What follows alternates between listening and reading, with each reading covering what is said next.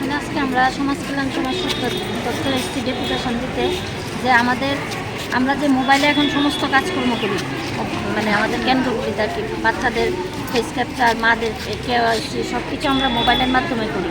কিন্তু আমাদেরকে যেদিন থেকে মোবাইল দেওয়া হয়েছে, আমাদের মোবাইল বিল দেওয়া হচ্ছে 200 টাকা করে, তাও বছরে একবার পাই আমরা।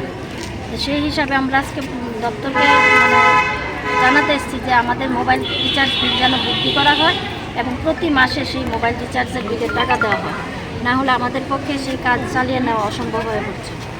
দ্বিতীয় হচ্ছে, আমাদের যে এসএমপি চালায় আমাদের সেন্টারগুলিতে, সকালে মর্নিং স্ন্যাক্স, চিরা, ছোলা, সুজি, ডিম প্রত্যেক দিন আমাদের বাচ্চাদের খাওয়াতে হয় এবং টিএচআর হিসাবেও আমরা প্রতি মাসে গর্ভবতী মা, প্রসূতি মা তাদের দিয়ে থাকি।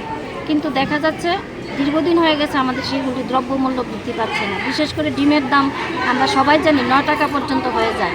সেই ক্ষেত্রে আমাদের ডিমের দাম দেওয়া হয় 6 টাকা 25 পয়সা করে। অঙ্গনওয়াড়ি দিদিমণিরা সর্বোচ্চ ত্রিপুরাতে বেতন পেয়ে থাকি, আমরা ভাতা পাই প্রায় 11,000 টাকার মতো। এর নিচেই সবাই যারা দীর্ঘদিন 35 বছর 36 বছর কাজ করছে তাদের অনারিয়াম প্রায় 11,000। প্রায় যারা অনেক দিন ধরে চাকরি করছে তাদের অনারিয়াম প্রায় 11,000, বাকিরা 8,000, 8,500 এরকম আমরা পাচ্ছি। সেই টাকা দিয়ে আমাদের পক্ষে ঘর তো চালানো অনেক কষ্ট, আমরা সেন্টারই ঠিকমতো পরিচালনা করতে পারছি না।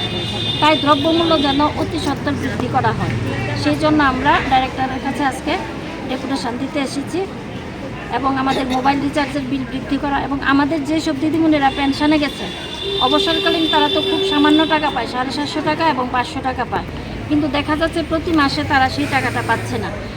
কোনো মাসে পাচ্ছে, 6 মাস পরে পাচ্ছে, 1 বছর পরে পাচ্ছে। তারা সারা জীবন অঙ্গনওয়াড়ি কেন্দ্রে কাটিয়ে এখন যদি বাড়িতে বসে 750 টাকাও ঠিক সময় মতো না পায়, তাহলে তাদের কি অবস্থা সেটা আমরা সবাই ভাবতে পারছি যে তাদের সেই